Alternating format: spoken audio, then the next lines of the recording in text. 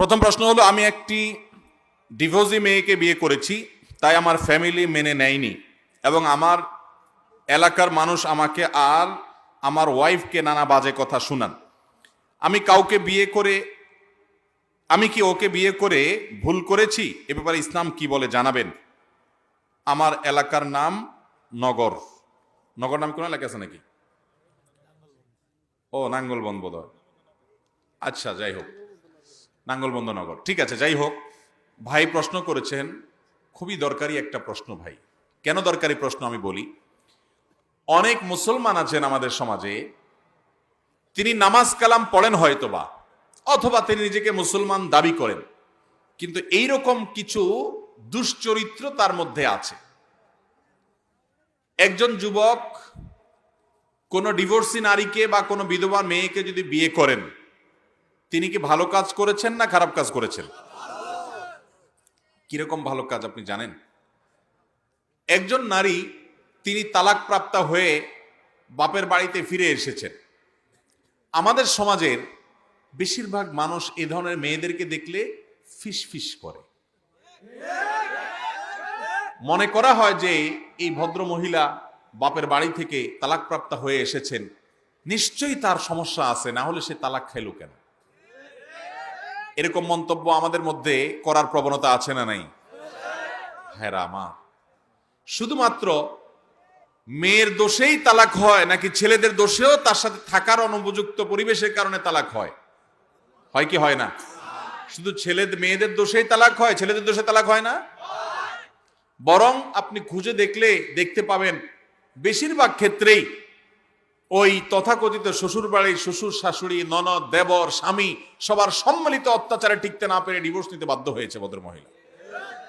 তাহলে একজন মাজলুম, এমনিতে তার মনটা ভাঙা, এরপরে যদি সমাজের মানুষ তাকে কটু কথা বলে, তালাকপ্রাপ্তা বলে, তার বাপকে, তার মাকে, পরিবারের লোককে মুখকে ছোট হতে করে দেয়, তাদেরকে তাচ্ছিল্য করে কথা বলে, হেয় করে কথা বলে, বাজে কথা বলে, ওই মেয়েকে যদি বাজে কথা বলে, তাহলে একজন মাজলুম অত্যাচারিত মানুষ যদি তিনি হয়ে থাকেন আর আপনি যদি কটু কথা বলেন, তাহলে এই মাজলুমের যে আহাজারি, সে হয়তো মুখে বলতে পারবে না, অন্তরে যে ব্যথা আছে, আল্লাহর কসম করে বলছি, জাহান্নামে যাওয়ার জন্য আপনার আর বেশি কিছু লাগবে না। আমাদের সমাজে অনেক ভালো কাজ করলে সমাজের মানুষের সবচেয়ে বড় বাধা হয়ে দাঁড়ায়, আবার খারাপ কাজ করলে দেখবেন তেমন কেউ বাধা দেয় না। একজন ভদ্র মহিলা, তার স্বামী মারা গেছেন, তার 2টা বা 4টা বাচ্চা আছে। এই বয়সে তিনি যদি অন্যত্র বিয়ে বসেন, কাজটা কি ভালো না খারাপ? কিভাবে ভালো? যে তার এখন এবং পরবর্তীতে একজন পুরুষ গার্ডিয়ানের দরকার হয়। বাবার বাড়িতে কতদিন আর নিজে একা একা সংগ্রাম করে চলা।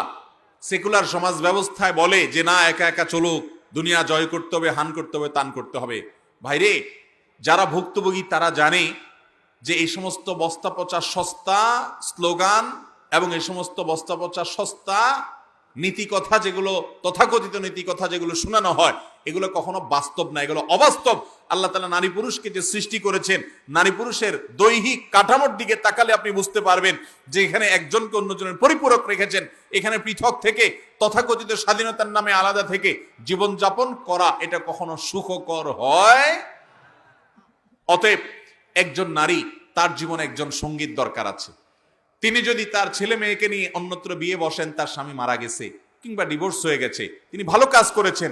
এই ভদ্র মহিলা তার চরিত্র হেফাজতের জন্য, জেনা থেকে বাঁচবার জন্য, সামাজিক নিরাপত্তার জন্য, সার্বিক প্রয়োজনে তিনি যদি বিবাহ বন্ধনে আবদ্ধ হন, তাহলে সমাজের প্রতিটা মানুষ তাকে স্যালুট জানানো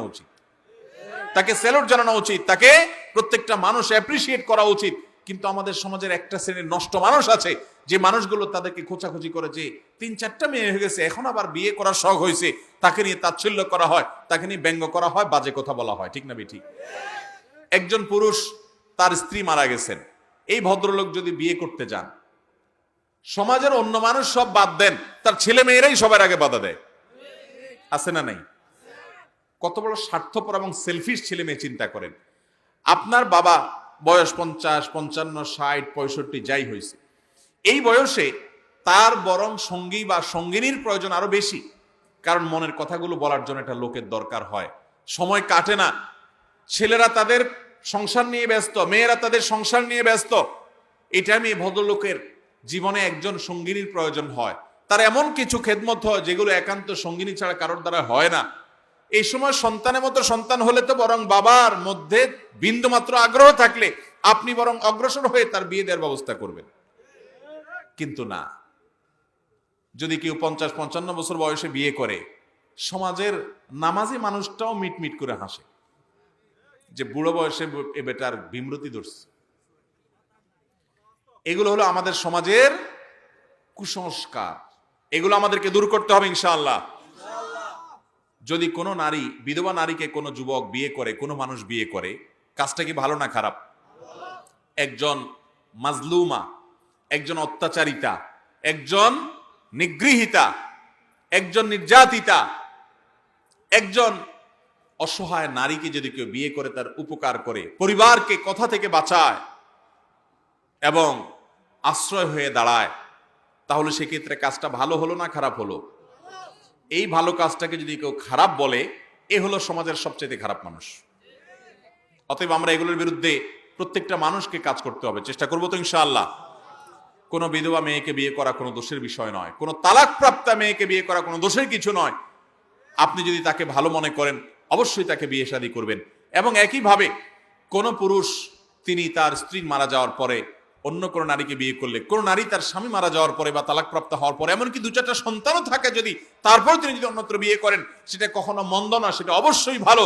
আপনি সাহাবীদের জীবনে যদি দেখেন, নবী করিম সাল্লাল্লাহু আলাইহি ওয়াসাল্লামের সাহাবীরা যারা গোটা পৃথিবীর নেতৃত্বের আসনে চলে গেছেন মাত্র কয়েক বছরের ব্যবধানে, সেই মহামনীষীরা, ইসলামের ইতিহাসের সোনালী যুগের শ্রেষ্ঠ মানুষেরা, কোরআন যাদের প্রশংসা করেছে, তাদের জীবনে ঘাটেন, দেখবেন বেশিরভাগ সাহাবীদের জীবনীতে দেখবেন হয় তালাকপ্রাপ্তা বিয়ে করেছেন বা বিধবা বিয়ে করেছেন। স্বয়ং আমাদের নবী করিম সাল্লাল্লাহু আলাইহি ওয়াসাল্লামের জীবনে যদি আপনি দেখেন, আয়েশা রাদিয়াল্লাহু তাআলা আনহা ছাড়া বাকি তার যে জীবন সহধর্মিণীরা ছিলেন, কেউ হয়তো আগের সংসারে তার স্বামী দুনিয়া থেকে চলে গেছেন, মারা গেছেন, বিধবা হয়ে গেছেন, তাকে তিনি বিয়ে করেছেন। এই ধরনের তার বিয়েগুলো দেখবেন বেশিরভাগ ক্ষেত্রে। অতএব আমাদের কোনো যুবকরা যদি সেই কাজ করে, তাহলে তো সাহাবীদের সুন্নতের উপর আমল করলো, নবী সাল্লাল্লাহু আলাইহি ওয়াসাল্লামের সুন্নতের উপর আমল করলো। এটাকে যদি ব্যঙ্গ করা হয়, তাচ্ছিল্য করা হয়, হেয় করা হয়, সমালোচনা করা হয়, তাহলে সমাজ থেকে কখনো ভালো মানুষ তৈরি হয় না, খারাপ মানুষই তৈরি হবে। অতএব ভালোকে ভালো বলার মানসিকতা রাখবো তো আমরা ইনশাআল্লাহ।